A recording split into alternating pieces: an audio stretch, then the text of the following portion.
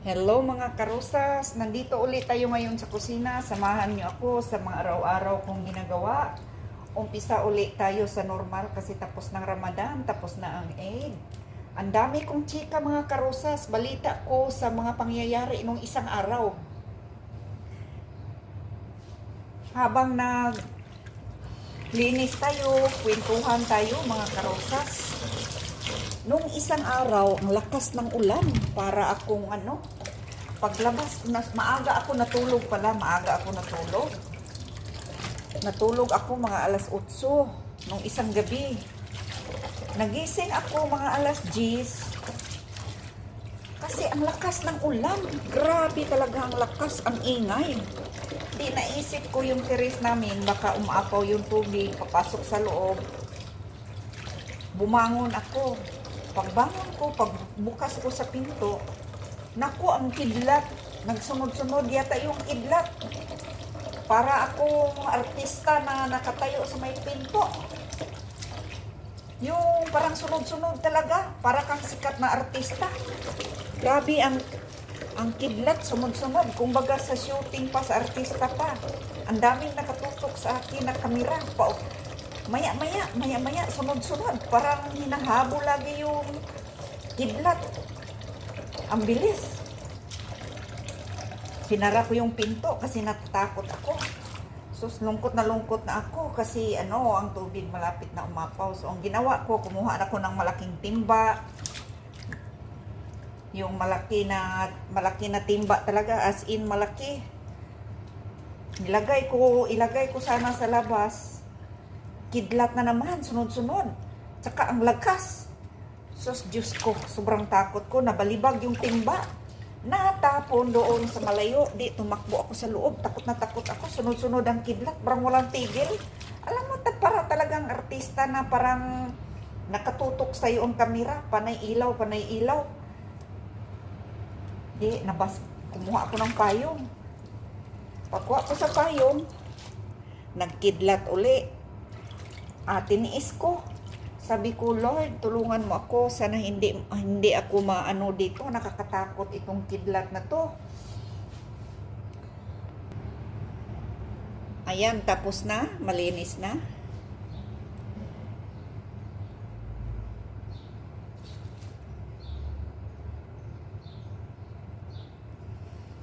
Dito tayo sa Gergers.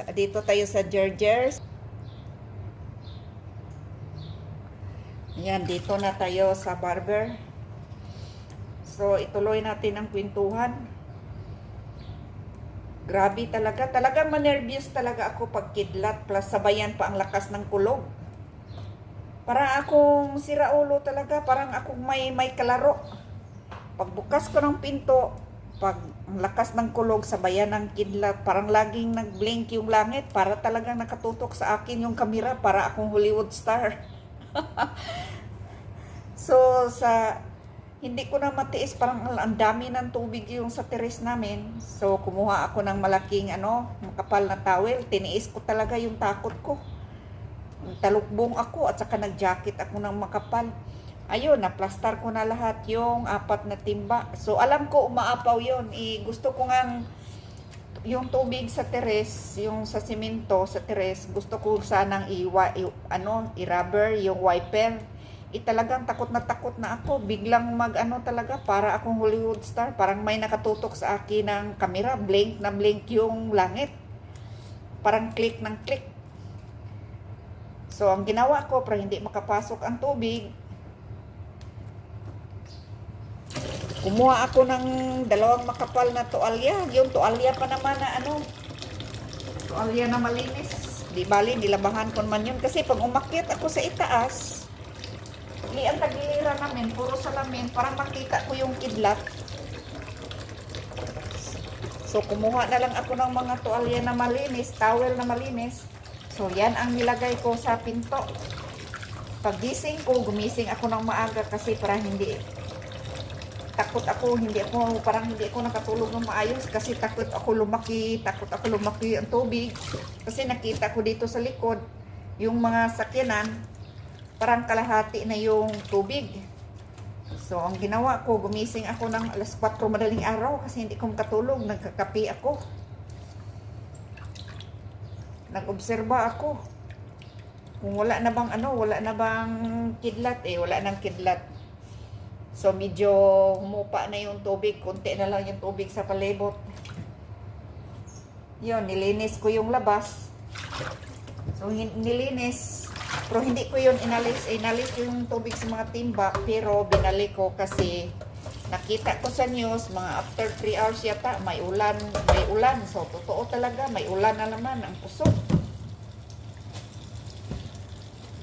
So, maigi na. Hindi na, buti nga, hindi na masyado ang kidlat. Konti na lang kulog, hindi na masyado ako natatakot. Pero takot pa rin ako. Hindi ako nagstay sa labas. Talagang man-nervyos ako sa kidlat. Yun, kanina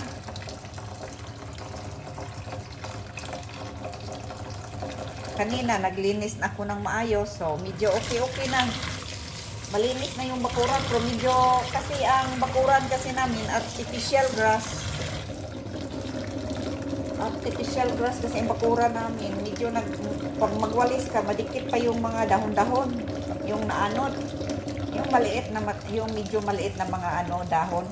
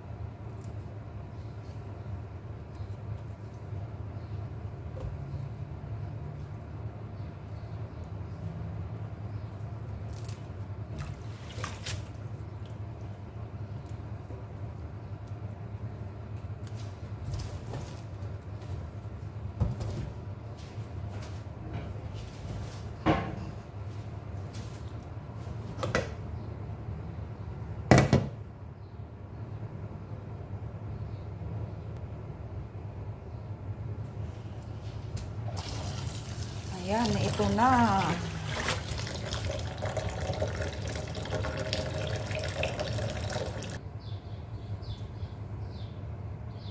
Ayan, malinis na yung parsley natin.